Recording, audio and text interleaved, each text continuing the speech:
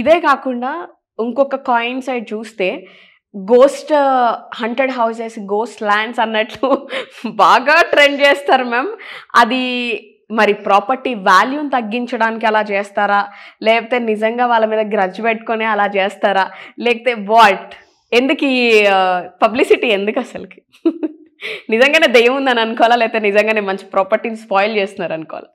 లేదండి, ఏదైనా ఒక ఖాళీ ఉంటే నేచర్ వాక్యూమ్ ఫీల్ చేస్తుంది అన్నట్టుగా మనకి ఎప్పుడు కూడా ఏదైనా సరే ఒక విషయం ఒకటి ఖాళీ ఉన్నప్పుడు ఏదో ఒకటి, ఇప్పుడు మనము ఖాళీ గ్యాప్ కనబడుతుంది కానీ గ్యాప్ లేదు కదా, హెయిర్ ఉంది, ఇంకా మన కంటి కనబడని ఏమున్నాయో తెలియదు.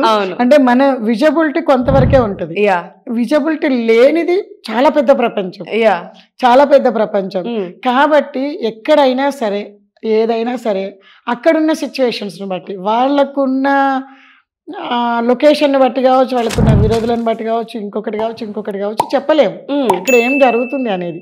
మనం ఎప్పుడు ఎక్కడికి వెళ్ళాలన్నా ఏం తీసుకోవాలన్నా కొంతవరకు ఎంక్వైరీ చేయడం అనేది కూడా ఇంపార్టెన్స్. అది కంపల్సరీ ఆ ఏరియాని ఎంక్వైరీ చేయాలి, తెలుసుకోవాలి, తీసుకోవాలి. ఇప్పుడు ఏదైనా క్రోర్స్ ఆఫ్ రూపీస్ ఇన్వెస్ట్మెంట్స్ అవన్నీ, అట్లాంటప్పుడు ఖచ్చితంగా దాన్ని ఎంక్వైరీ చేసి తీసుకుంటేనే బెటర్. నిజం అనలేము, తర్వాత ఫేస్ చేయాల్సి వస్తే జీవితాలు కదా. అవును, అంటే ఎప్పటి నుంచో కొన్ని మంచి ప్రాపర్టీస్ మ్యామ్, మంచి లొకేషన్లో ఉన్న ప్రాపర్టీస్ కూడా అలా వదిలేస్తూ ఉంటారు. వాటిని మళ్ళీ ఏదో ఒకటి బాగు చేయడమో, రెనోవేట్ చేయడమో చేసినా సరే ఆ మాటలు అనేవి ఆ ప్రాపర్టీ మీద చాలా ఎఫర్ట్ చూపిస్తూ ఉంటాయి. నిప్పు లేకపోతే పొగరాదంటారు కదండి. మన పర్సన్స్ ఏం చేస్తామంటే మనకు బాగా అంటే ఒక్కొక్కరు డీప్ గా జీవించేస్తుంటారు, డీప్గా ఉంటారు. అసలు ఆ ఇల్లు అంటే నేను ప్రతి ఇటుక జీవిత కాలం అంతా కష్టపడి ఒక వాళ్ళు అందంగా వాళ్ళు అనుకున్నట్టుగా ఒక ఇల్లు బిల్డ్ చేయడము ఇట్లాంటివి ఉన్నప్పుడు, మరి అది కూడా మనకు పెద్దగా ఐడియా లేదు, నాకు ఈ టాపిక్ పెద్దగా నచ్చలేదు. అది అప్పుడప్పుడు అనిపిస్తుంటది. ఒక పర్సన్ డీప్ గా అంటే ఇంకా అది తనదే, తను ఫిజికల్ గా లేకపోయినా తను అక్కడ రోల్ చేస్తూ ఉంటారు అన్నవి ఉంటాయి కదా. మరి అలాంటివి ఎలా, ఎందుకంటే ప్రాపర్టీస్ అనేదండి చాలా కష్టం దాన్ని సెటిల్ డౌన్ చేయడానికి.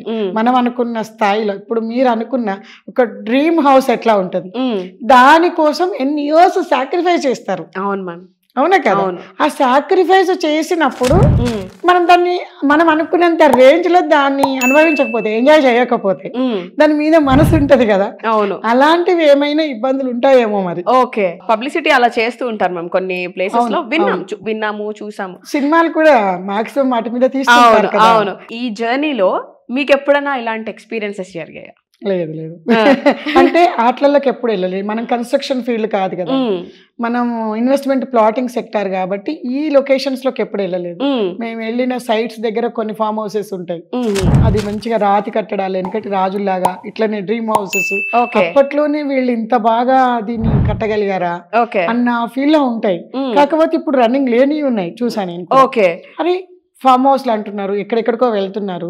ఇంత సిటీకి దగ్గర ఉంది కదా, ఈ హౌస్ ఎందుకు వీళ్ళు రెనోవేట్ చేసి ఎందుకు ఒక అట్మాస్ఫియర్ క్రియేట్ చేయలేకపోతున్నారు అంటే ఆ జనరేషన్స్ లో ఉన్న ఇష్యూస్, వాళ్ళకున్న ఇంట్రెస్ట్, మరి ఆ ప్రాపర్టీకి ఉన్న మరి లొకేషన్ వైజ్ ఎన్నో ఒక ఫ్యాక్టర్ ఉంది అంటే దానికి ఒక 10 రీజన్స్ ఉంటాయి. తెలియదు కదా మనకి ఏ రీజన్ అనేది. చూసేవాళ్ళు మాత్రం అంటే దృష్టికోణం అంటాను నేను. ఒక్క పర్సన్ది వాళ్ళకున్న ఎక్స్పీరియన్స్ ప్రకారం ఒక దృష్టితో చూస్తారు ఒక విషయాన్ని. అట్లా ఇప్పుడు నేను చూసినప్పుడు నాకు అట్లా కనబడితే ఏంటి బుత్బంగా లాగా ఆటోమేటిక్ వచ్చేస్తుంది. నేనేం చేస్తాను, నలుగురికి మనకు దాని పక్కనే ఉంది, అదే పాకిపోతుంది. నా దృష్టికోణము పబ్లిసిటీ అవుతుంటది, అట్లా రియాలిటీ ఏందో తెలియదు కాబట్టి రీసెర్చ్ చేయాలి. మీరు ఇప్పుడు ఫామ్ హౌస్ అన్నారు కాబట్టి నాకు ఫామ్ హౌస్ గుర్తొచ్చింది మ్యామ్. ఇప్పుడు come to farm house matter. ఇప్పుడు చాలా మంది ఏం చేస్తున్నారంటే సిటీ అవుట్స్కట్స్ లో ల్యాండ్స్ తీసుకొని వాళ్ళకి నచ్చినట్టుగా ఒక డ్రీమ్ హౌస్ ని బిల్డ్ చేసుకుంటున్నారు. సో ఇప్పుడు అక్కడ ఎలా ఉన్నాయంటారు మ్యామ్, ప్రైజెస్ ఎలా ఉన్నాయి అక్కడ? లైక్ పెరిగే ఛాన్సెస్ ఏమన్నా ఉన్నాయా? ఎప్పుడు ల్యాండ్ పెరుగుతూనే ఉంటుందండి, పెరుగుతూనే ఉంటుంది ల్యాండ్.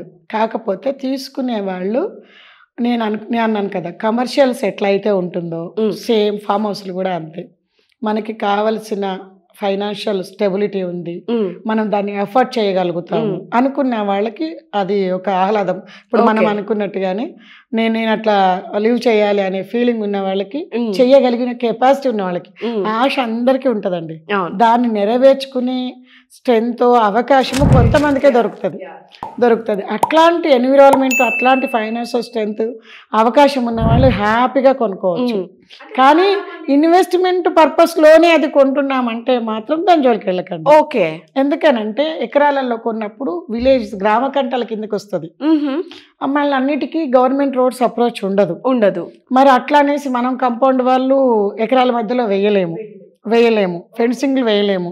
దానికి తగ్గ బాటలు, దానికి తగ్గ వాటర్ సోర్స్ ఎన్నో ఉంటాయి. ప్లస్ పక్క వాళ్ళకే అమ్మాలి అనేది కూడా కొన్ని సెంటిమెంట్స్ ఉంటాయి. వేరే వాళ్ళని రానియకపోవడం, తక్కువ రేట్లకు వీళ్ళే కొనాలనడము, లేకపోతే దాని మెయింటెనెన్స్ కు లోకల్లో వాళ్ళకి ఎక్కువ డబ్బులు ఎఫర్ట్ చేయాల్సి రావడము, ఇలాంటివి చాలా ఉన్నాయి. ఫామ్ హౌస్ అనేది ఒక లగ్జరీ థింగ్ అంటాను నేను. ఆ లగ్జరీ థింగ్ రోల్ చేయగలిగిన వాళ్ళు మాత్రమే తీసుకుంటే బాగుంటుంది. అంతేకాని నేను ఇన్వెస్ట్మెంట్ లో నా దగ్గర ఉన్న 25 లక్షలు 50 లక్షలు ఇప్పుడు ఉంటున్నాయి పబ్లిక్ చేతిలో, 50 లక్షలు చేతికి రాగానే ఏం చేస్తారంటే ఫామ్ హౌస్ లో ఎన్నికాలు వెళ్తున్నారు. ఇది అనేది రాంగ్ కాన్సెప్ట్. నీ దగ్గర ఉన్నదే అవి, నువ్వు ఎప్పుడు కొంటే అప్పుడు అమ్మలేవు, దాన్ని డెవలప్ చేయలేవు, దాన్ని మెయింటెనెన్స్ చేయలేవు, అందులో ఇల్లు కట్టుకొని ఉండలేవు. ఎందుకంటే నేను బిజీ ఉంటాను, నేను ఇల్లు కట్టుకున్న వీకెండ్స్ కూడా ఉండడానికి స్కోప్ ఉండదు, మా బిజినెస్ వీకెండ్స్. అట్లాంటప్పుడు నేను ఏం చేయగలుగుతాను? రేటు ఎక్కడ పెట్టినా పెరుగుతుంది ఇన్వెస్ట్మెంట్స్ అన్నప్పుడు. అదే ఇప్పుడు ప్లాట్ లో తీసుకున్నాను అనుకోండి, కంపెనీ డాక్యుమెంట్స్ ఇస్తుంది, కంపెనీ కన్స్ట్రక్షన్ చేసి ఇస్తుంది, రేటు పెరుగుతూనే ఉంటది, డెవలప్మెంట్ అన్ని కంపెనీ చేసి ఇస్తుంది, రేపు సేల్స్ ఈజీ ఉంటది. ఇక్కడ ఎకరానికి 50 లక్షలు పెట్టినా, ఒక ప్లాట్ లో 50 లక్షలు పెట్టిన ఏదైనా 2-3 years కి డబుల్ అవుతుంది. ఇది మనము వితౌట్ మెయింటెనెన్స్ ప్లాట్. అంటే ఇప్పుడు ఫార్మ్ హౌస్ కల్చర్ అనేది చాలా పెరిగిపోయింది, చాలా మంది ఇంట్రెస్ట్ చూపిస్తున్నారు.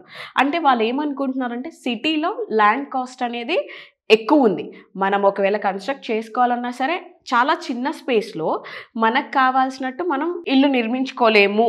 అదే సిటీ అవుట్స్కట్స్లో ల్యాండ్ తీసుకొని మనకు కావాల్సిన డ్రీమ్ హౌస్ కట్టుకొని అట్లీస్ట్ అక్కడ వీకెండ్స్లో అయినా సరే ఎంజాయ్ చేయొచ్చు కదా అన్న మైండ్ సెట్స్ లో ఉంటున్నారు మ్యామ్. మరి అంటే జనరల్ గా చెప్తున్నా, ఇప్పుడు నా ఫ్రెండ్స్ కూడా ఉన్నారు, అంటే నా ఫ్రెండ్స్ కూడా ఉన్నారు, బట్ అది ఎంత వరకు చెయ్యొచ్చు అంటారు? 20 సంవత్సరాల ఎక్స్పీరియన్స్ తోటి నేను షేర్ చేస్తున్నాను. Wrong concept. వెల్ నేను ప్రాపర్టీస్ ఉన్నాయి, లేకపోతే నాకు కమర్షియల్గా వచ్చేవి ఉన్నాయి, నాకు లైఫ్ టైం నా నీడ్స్ అన్ని ఫుల్ఫిల్ అయ్యాయి, నేను ఓన్లీ నెక్స్ట్ లైఫ్ని కంప్లీట్గా ఎంజాయ్మెంట్ మీద మనం ఎక్కడైతే టైం స్పెండ్ చేస్తామో ఆ ఏరియాని మనకు అనుకూలం ఉన్నట్టు తయారు చేయగలుగుతాం. మీరు అక్కడ ఎక్కువ టైం స్పెండ్ చేస్తే మీ నెక్స్ట్ జనరేషన్ కూడా ఆ టైం స్పెండ్ చేస్తారా? అది ఎంత దూరంలో ఉంది, మళ్ళీ అది రెసిడెన్షియల్లో కన్వర్ట్ చేసుకోనికి ఉందా అవకాశం? ఇప్పుడు ఏఐ టెక్నాలజీ ద్వారా అప్రూవల్స్ ఇస్తున్నారు. టెక్నాలజీ అప్రూవల్స్ ఇచ్చినప్పుడు మనిషి కాదు మిషన్, అది ల్యాండ్ యూసేజే ఫస్ట్ చూస్తుంది. నువ్వు ల్యాండ్ యూసేజ్ చూసినప్పుడు ఇది అగ్రికల్చర్ అన్నది అనుకో, అది నీకు ఎప్పటి కన్స్ట్రక్షన్ అప్రూవలే రాదు. ఫామ్ ల్యాండ్ అంటే చిన్నదే, ఎకరం ఉంటే అందులో కొంత పర్సెంట్ మాత్రమే కట్టుకోనికి ఇస్తారు. మరి అట్లాంటప్పుడు నువ్వు అక్కడ ఉండనప్పుడు ఫామ్ హౌస్ కట్టి, ఇప్పుడు మా దగ్గర ఉన్నాయి కంపెనీ రిసార్ట్స్ కట్టడానికి కూడా వెనక ముందయింది, కొన్ని వేల కోట్ల రూపాయల టర్న్ ఓవర్ కంపెనీ. ఎందుకు అనంటే దాన్ని మిస్యూజ్ చేస్తారనేసి. ఇప్పుడు మనం డ్రీమ్ గా కట్టుకునేదాన్ని అట్లా ఇవ్వలేము, మిస్యూజ్ లో మన ఫ్రెండ్స్ కూడా ఇవ్వలేము తాళం. ఒక్కొక్కసారి వీళ్ళు ఇంతమంది వెళ్తున్నారు, ఎన్విరాన్మెంట్ ఎట్లా అది కూడా కమర్షియల్ గా తీసుకుని రోల్ చేస్తున్న వాళ్ళు. కమర్షియల్ గా తీసుకుని దాన్ని రోల్స్ చేయాలంటే దానికోసం రీల్స్ చేయాలి, ఎన్విరాన్మెంట్ క్రియేట్ చేయాలి, అక్కడ పబ్లిక్ ని పెట్టాలి, ఆ వాతావరణం కొన్ని డెవలప్ చేయాలి, సెక్యూరిటీ చూడాలి, చాలా థింగ్స్ ఉంటాయి. అందుకే నేను ఎఫర్ట్ నువ్వు ఒక బిజినెస్ లాగా టేకప్ చేద్దాం అనుకుంటే అది నీకు వర్కౌట్ అవుతుంది. అంటే సమ్ టైమ్స్ గవర్నమెంట్ వాటి వేటికి పర్మిషన్స్ ఇవ్వకపోతే మళ్ళీ మనం పెట్టిన ప్రాపర్టీ ఇన్వెస్ట్మెంట్ అంతా వేస్ట్ అయిపోతుంది అంటారు. వేస్ట్ అవ్వదు, కానీ నువ్వు ఎఫర్ట్ చేయగలిగి ఉండాలి ఎప్పటికీ, దాన్ని మెయింటైన్ చేస్తూ ఉండాలంటారు. అలానే ఎఫర్ట్ చేయగలుగుతూ ఉండాలి. దాని మీద నీకు రిటర్న్స్ వచ్చినా రాకపోయినా దాన్ని మెయింటైన్ చేయగలగాలి. అంటే కొంతమంది అట్లీస్ట్ మా డ్రీమ్ ఫుల్ఫిల్ అయింది కదా అని అనుకుంటారు కదా అని. డ్రీమ్స్ అండి ఇప్పుడు మనదే అవసరం లేదు కదా, మీరు అన్నారు ఇప్పుడు 15 మెంబర్స్ 10 మెంబర్స్ 12 మెంబర్స్, అది అక్కడికి ఆ రోజుకి మెయింటెనెన్స్ క్లియర్ ఎండ్ అయిపోతుంది హ్యాపీగా.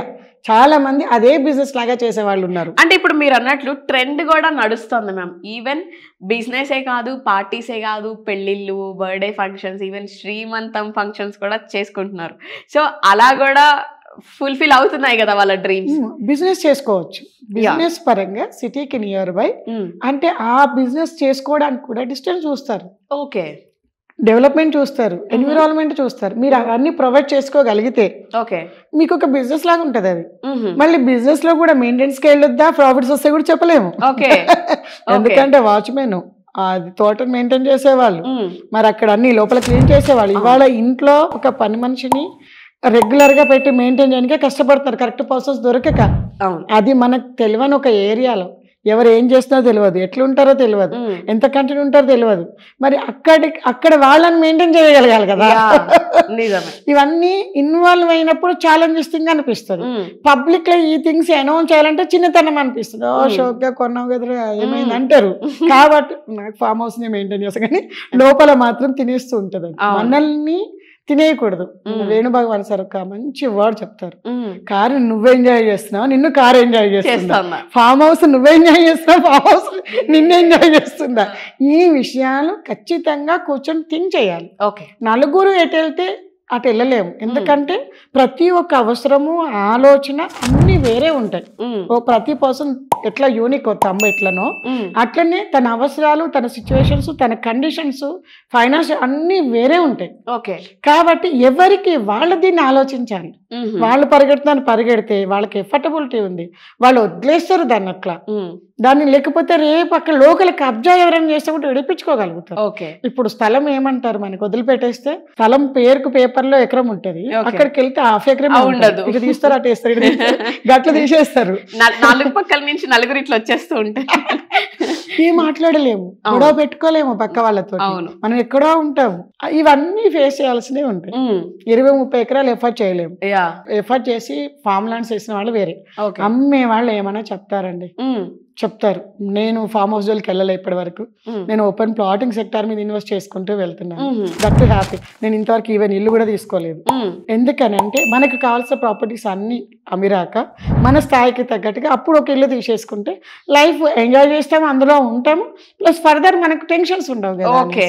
అట్లా మనల్ని బట్టి మనం వెళ్ళాలి. ఎందుకంటే ఇప్పుడు నేను మిడిల్ క్లాస్ నుంచి ఒక రిచ్ కేటగిరీ నుంచి సూపర్ రిచ్కి వెళ్ళాలనుకుంటున్నప్పుడు సూపర్ రిచ్కి కావాల్సిన ఇన్వెస్ట్మెంట్స్ అంతా బిఫోర్ కంప్లీట్ కావాలి కదా. అంతేగాని నేను ఇప్పుడు వీటిలో ఇన్వెస్ట్ చేసి ఇంకా బిలోకి వెళ్ళకూడదు కదా, డౌన్ ఫాల్ అవ్వకూడదు. ఏదైనా నిజంగాని ఏది దాయలేమండి. మెయింటెనెన్స్ పైన ఎంతసేపు చేయలేము. అది ఎన్ని రోజులకైనా ఎన్ని సంవత్సరాలకైనా అది బయటకు వచ్చినప్పుడు వాల్యూ ఇప్పుడు ఉన్న వాల్యూ కన్నా తగ్గిపోతుంటది సొసైటీలో. తగ్గకుండా పెరుగుతూ ఉండాలి. అది పెరుగుతూ ఉండాలంటే నలుగురితో చూడొద్దు, మనల్ని బట్టి మన ఫైనాన్షియల్ కండిషన్స్ బట్టి వెళ్ళాలి. ఆశ అందరికీ ఉంటుంది, కానీ ఆశ నెరవేర్చుకోవడానికి నేను ఏమంటున్నా అంటే వర్క్ చేయండి, వర్క్ హార్డ్. ఇప్పుడు అవకాశం ఉన్నాయి, ఆప్షన్స్ ఉన్నాయి, వెల్కమ్. మంచి మంచి ప్లాట్ఫామ్స్ ఉన్నాయి మన స్థాయికి తగ్గట్టుగా. కూర్చొని కదలకుని ఇంట్లో కూర్చొని వరల్డ్ వైజ్ గా బిజినెస్ చేస్తున్నారు. Dubai real estate SFT base లో కమర్షియల్స్ ఎంత నడుస్తుంది.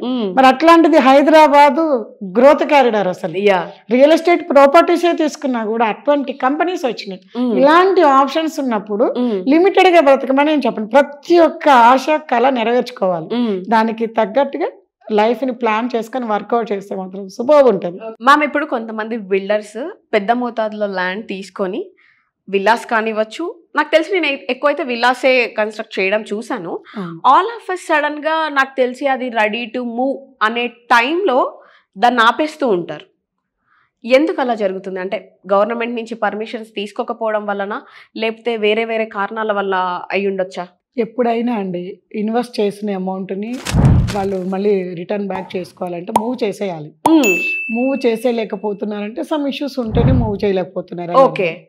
అది వాళ్ళకి ఇప్పుడున్న ట్రెండ్ ప్రకారం అప్డేట్ అవ్వలేకపోవడమా, లేకపోతే అప్రూవల్స్ ప్యాటర్న్ కంప్లీట్ అవ్వకపోవడమా. పెద్ద పెద్దవి ఏంటంటే కొన్ని క్రోర్స్ ఆఫ్ రూపీస్ ఇన్వెస్ట్ చేస్తారు. ఇన్వెస్ట్ చేస్తున్నప్పుడు ఆ ప్రాసెస్ లో ఇంకా కొంచెం యాడ్ చేసుకుంటూ వెళ్తారు. యాడ్ అయిన వాటికి పర్మిషన్స్ లేకపోవడమా, ఏరియాస్ లలో ఇప్పుడు మనకు కడుతున్నారు, మూసి పక్కన కూడా పెద్ద పెద్దగా కడుతున్నారు, చెరువుల పక్కన కూడా పెద్ద పెద్దగా కడుతున్నారు. నేను ఇందాక అనుకున్నట్టుగా మనం ఏఐ అప్రూవల్స్ అట్లాంటివి రేపటి రోజున రిస్క్ తీసుకోవడానికి రెడీ లేరు పబ్లిక్. ఏవి ఇబ్బందులు అవుతున్నాయో తెలియదు. ఓకే ఏదైతే కరెక్ట్ గా ఉండి పర్ఫెక్ట్ గా ఉండి కాస్ట్ రూపాయి ఎక్కువ ఉన్నా కూడా మూవింగ్ బాగుంది, ఓకే వెళ్తున్నాయి. ఇప్పుడు మనం అనుకుంటున్నాం కదా, ఒక స్థాయి వాళ్ళ దగ్గర ఇన్వెస్టర్స్ బాగా వచ్చారు, ఒక స్థాయి వాళ్ళ ఇన్వెస్టర్స్ బాగా వచ్చారు. ఏ ప్రాజెక్ట్ చేసినా కొన్ని వేల కోట్ల రూపాయల ప్రాజెక్ట్స్ కూడా కొన్ని మంత్స్ లో క్లోజ్ అవుతున్నాయి అనేసి మనం వింటున్నాం. వాళ్ళు ఏంటంటే గ్రౌండ్ క్లియరెన్స్ ఉంటుంది, వాళ్ళకి అప్రూవల్ పాయింట్ కట్టుకుంటది, రిజిస్ట్రేషన్ కరెక్ట్ గా ఉంటది, టైం బీయింగ్ కరెక్ట్ గా ఉంటది, ఇన్వెస్ట్మెంట్ సఫిషియన్స్ గా ఉంటాయి. ఓకే దాన్ని ఎట్లయినా వాళ్ళు రోల్ చేయగలుగుతారు మార్కెట్ లో. ఆ స్థాయి ఆఫ్ మనకు పబ్లిక్ లకు పంపించడం కానివ్వండి, ఇవన్నీ ఉంటాయి కాబట్టి వాళ్ళకి ఈజీ ఉంది. అది డబ్బులు బయట తీసుకొచ్చి పెట్టి కొన్ని చోట్ల కంజెస్టెడ్ తనం చేసి అప్రూవల్స్ పాయింట్ ఆఫ్ వ్యూలో కానీ, లేకపోతే అక్కడ లోకల్ వాళ్ళతోటి కుమ్మక్కయి అది కన్వర్షన్ లేని ఏరియాలను కూడా బిల్డ్ చేయడం, ఇట్లాంటివి ఏదో ఒక ఇష్యూ ఉంటేనే రేటు తక్కువ ఉంటుందండి. ఇందాక మన వాళ్ళు అనుకున్న రేటు తక్కువ ఉంటుంది, మూవింగ్ తక్కువ ఉంటుంది. ఎప్పుడైనా పబ్లిక్ ఏం చేస్తారంటే ఈ ప్రాపర్టీ తక్కువ ఉంది కదా అని ఆలోచిస్తారు. తక్కువ ఉంది అంటే దాని వెనక ఒక ప్రాబ్లం ఉంటుంది. అది కొంచెం రీసెర్చ్ చేసుకుని నేను అది ఫేస్ చేయగలుగుతాను అనుకున్నప్పుడు తీసేసుకోవచ్చు. ఫేస్ చేయలేని అన్నప్పుడు వాటి జోలికి వెళ్ళకూడదు. అది మనకు తెలుస్తుంది. కాస్ట్ అవుట్స్కట్స్ లో ప్లాట్స్ కూడా అంతే, వాడు 4 ఎకరాలు వేస్తాడు, అమ్మేసి వెళ్ళిపోతాడు, వాడికి మిగిలిన life time maintenance security all developments ఏమి ఉండదు. కరెక్ట్ గా అప్రూవల్ పార్ట్ కూడా లాస్ట్ది మన ఆక్యుపెన్సీ ఇస్తేనే కదా ఇల్లు కట్టుకొని ఉండడానికి, అది ఓసి ఇస్తాడో లేదో కూడా తెలియదు. అలాంటి ప్రాపర్టీస్ అమ్మేసి వెళ్ళిపోతారు వాళ్ళు, వాళ్ళకి వచ్చిన డబ్బు పాకెట్ లో పెట్టుకుని వెళ్ళిపోతారు. వాళ్ళకి బిజినెస్ ఫర్దర్ మూవ్ చేయాలనే ఆలోచనే లేదు. నీకు తక్కువకి ఇస్తాడు కానీ నువ్వు మళ్ళీ దానికి డబల్ తర్వాత ఫేస్ చేయాల్సి ప్రాబ్లమ్స్ కావచ్చు, అమౌంట్ కావచ్చు, అప్రూవల్ పరంగా ఉంటుంది. కానీ ఎప్పుడు తక్కువ దానికి వెళ్ళొద్దండి, క్వాలిటీలోకే వెళ్ళాలి. మనకు వీలైనంత వరకు ఎంత క్వాలిటీగా ఇన్వెస్ట్ చేస్తే, అది విల్లాస్ కావచ్చు, అపార్ట్మెంట్ ఫ్లాట్స్ కావచ్చు, ఇప్పుడు మేము అమ్మే ఇన్వెస్ట్మెంట్ సెక్టార్ కావచ్చు, బ్రాండ్ ఎప్పుడూ కాస్ట్లీ అండి. మనం ఒక కాఫీ రోడ్ సైడ్ తాగాలంటే ఒక రేట్ ఉంటుంది, ఒక మంచి కెఫ్టేరియా ఒక రేట్ ఉంటుంది, స్టార్ బక్స్ లో తాగాలంటే ఒక రేట్ ఉంటుంది.